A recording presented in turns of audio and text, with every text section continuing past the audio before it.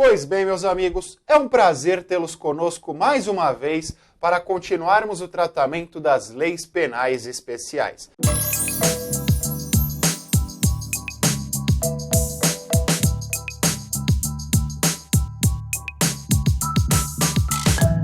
Nesse nosso 7º encontro, continuaremos a análise dos aspectos relativos à Lei 11.343 de 2006, a Lei de Drogas.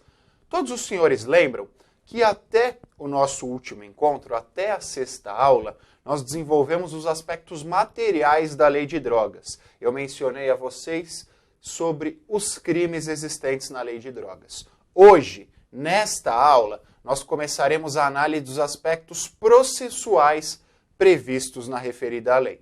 Começaremos falando do artigo 48 da Lei 11.343 de 2006. Referido artigo faz menção à aplicação subsidiária das disposições do Código de Processo Penal. Então funciona da seguinte maneira. Nós temos o Código de Processo Penal como lei processual geral e as disposições específicas da Lei de Drogas. Então, num primeiro momento, dar-se-á preferência à aplicação das disposições procedimentais previstas na Lei de Drogas. No que for silente, no que não fizer menção expressa à Lei de Drogas, nós aplicaremos o Código de Processo Penal. Então, há uma aplicação, por mais que a lei faça menção a uma aplicação subsidiária, nós temos uma aplicação complementar. As disposições processuais penais vão complementar o disposto na Lei de Drogas. Tudo bem, meus amigos? Segunda informação que eu devo transmitir ao senhor, que eu devo transmitir à senhora, diz respeito ao parágrafo 1º do artigo 48. Nós estudamos lá na nossa primeira aula as disposições relativas ao artigo 28 da Lei de Drogas. O artigo 28 fala do porte de drogas para uso próprio. E eu mencionei a vocês que essa conduta, apesar de ainda ser considerada criminosa, não está sujeita a penas privativas ou à modalidade de pena privativa de liberdade. Só há a imposição da pena de admoestação verbal, prestação de serviços à comunidade ou do comparecimento impositivo a cursos educativos. São estas as 3 modalidades de penas lá previstas. Em virtude da natureza das penas dispostas no artigo 28, o legislador optou pela adoção do procedimento sumaríssimo, ou seja, aqueles sujeitos que cometerem o crime disposto do artigo 28 da Lei de Drogas serão julgados em conformidade com o procedimento do GCRIM. Esta é considerada uma infração penal de menor potencial ofensivo, portanto, há a adoção do procedimento do GCRIM, aquele procedimento que nós já comentamos no decorrer do nosso curso de processo penal, disposto a partir do artigo 61 da Lei 9.099 de 95 e disposto também no artigo 394 do Código de Processo Penal, sendo considerado um procedimento comum. Tudo bem, meus amigos? Artigo 28, procedimento sumaríssimo, procedimento do GCRIM, havendo inclusive a aplicação das medidas despenalizadoras. Tá? Então, se em algum momento lhes for perguntado qual é o procedimento adotado para o julgamento da conduta prevista no artigo 28 da Lei de Drogas, os senhores vão embasar no artigo 48, parágrafo 1º, também da Lei de Drogas, procedimento do GCRIM. Tudo bem, meus amigos?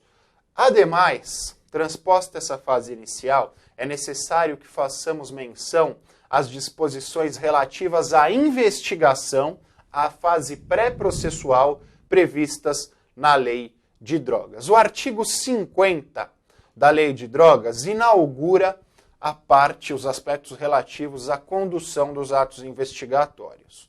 E é importante que eu mencione a vocês o artigo 50, parágrafo 1º da Lei de Drogas. O artigo 50, parágrafo 1º da Lei de Drogas diz respeito à elaboração do laudo de constatação. Digo a vocês, o laudo de constatação tem como função principal a determinação da materialidade da conduta delitiva. E, por óbvio, quando o crime é o tráfico de drogas ou porte de drogas para uso próprio, aquelas disposições previstas na lei de drogas, é necessário que se faça constatação acerca da natureza daquela substância apreendida. Por quê? Se a substância não for considerada droga, seguindo aquela tabela da Anvisa, nós não estaremos diante dos crimes dispostos na referida lei. É necessário que se comprove, através do laudo de constatação, a natureza de droga daquela substância. Por quê? Se não for droga, a conduta será atípica. Tudo bem, meus amigos? Então, a comprovação desta materialidade se dará através do laudo de constatação. E o artigo 50 parágrafo 1º da referida lei diz: para efeito da lavratura do auto de prisão em flagrante e estabelecimento da materialidade do delito, é suficiente o laudo de constatação da natureza e quantidade da droga, firmado por perito oficial ou, na falta deste, por pessoa idônea. Primeira informação que eu digo aos senhores: para efeito da lavratura do auto de prisão em flagrante. Então, para que se realize o auto de prisão em flagrante, em tese, é necessária a realização anterior do laudo de constatação para determinação da natureza e da quantidade, principalmente da natureza, tá? Mas esse laudo também vai determinar a quantidade.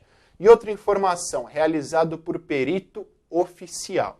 A afirmação no parágrafo 1º está no singular. Então, a lei de drogas seguirá a mesma dinâmica do Código de Processo Penal, qual seja, a realização se dá por um único perito. A realização se dá por um único perito, tá? Basta um único perito. Não havendo perito oficial, será realizado por pessoa idônea, que preferencialmente tenha conhecimento técnico na referida área. Artigo 50, parágrafo 1º. Pulando agora, passaremos ao 50, parágrafo 3º. E por que ao 50, parágrafo 3º? O 50, parágrafo 3º apresenta uma alteração relativamente recente, de 2014.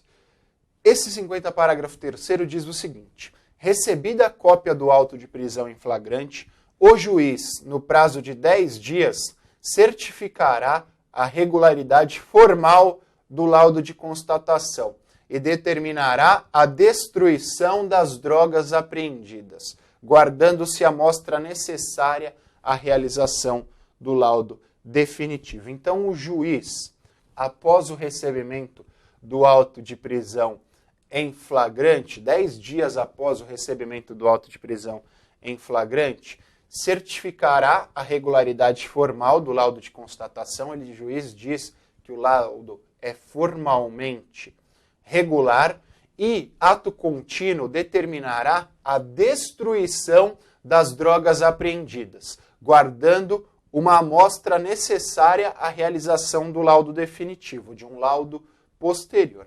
Então, são 2 laudos. Materializem aí na cabeça de vocês. A realização da prisão em flagrante. Para a devida formalidade deste auto de prisão em flagrante, é necessário que se faça o laudo de constatação. Foi feito o laudo de constatação.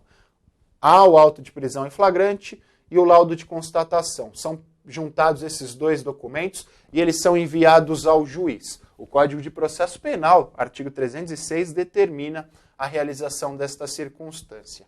10 dias após o recebimento destes documentos, o juiz, após certificar a sua regularidade formal, determinará a destruição das drogas, guardando uma pequena amostra para que seja possível a realização do laudo definitivo, um laudo posterior. Tá? E por que em 2014 houve essa alteração?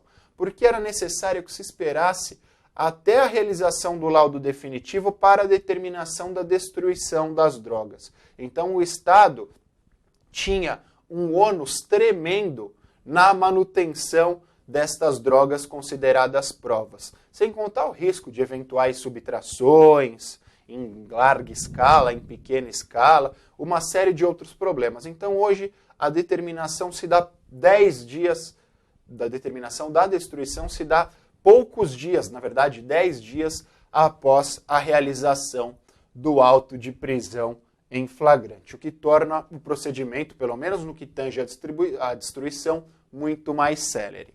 Tá? E nós temos também, meus amigos, o parágrafo 4º, que diz o seguinte: a destruição das drogas será executada pelo delegado de polícia com acompanhamento do membro do Ministério Público e de autoridade sanitária. Então é o delegado de polícia o responsável pela destruição da droga, normalmente se dá a incineração da droga, e esta incineração será acompanhada pelo membro do Ministério Público e pela autoridade sanitária. Tá? Normalmente essa incineração, essa destruição se dá em grandes fornos, onde as drogas são todas jogadas lá dentro, e uma alta elevada temperatura, elas são queimadas. Tranquilo? E o parágrafo 5º fala da vistoria deste local antes e após a destruição das drogas. E de tudo isso, o delegado lavrará um auto circunstanciado, certificando-se ele próprio da destruição de todas elas. Então, meus amigos, são estas as alterações feitas em 2014. E para encerrarmos essas alterações, eu gostaria de mencionar aos senhores o artigo 50A, que fala da destruição das drogas apreendidas sem a ocorrência da prisão em flagrante por incineração no prazo máximo de 30 dias contados da data da apreensão, guardando-se a amostra necessária também para a realização do laudo definitivo.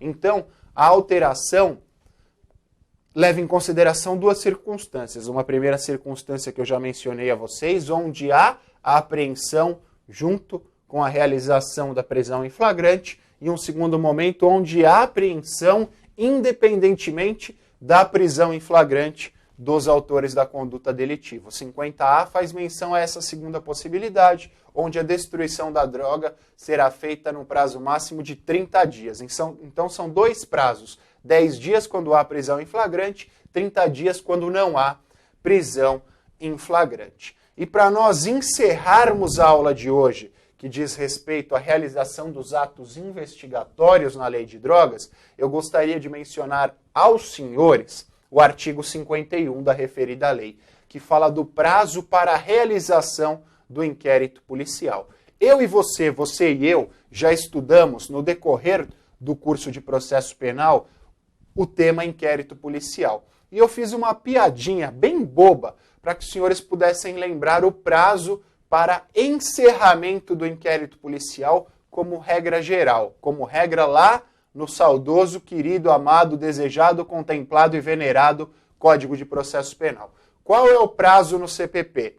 10 dias quando o réu estiver preso, 30 dias quando o réu estiver solto. A piadinha infame que eu fiz aos senhores é a seguinte: qual é o horário que o delegado titular chega na delegacia? Às 10h30 da manhã. Então lembrem, 10h30 da manhã, 10 dias réu preso, 30 dias réu solto. Regra geral do CPP. O artigo 51 da Lei de Drogas diz o seguinte, que o prazo será de 30 dias quando o réu estiver preso e 90 dias quando o réu estiver solto.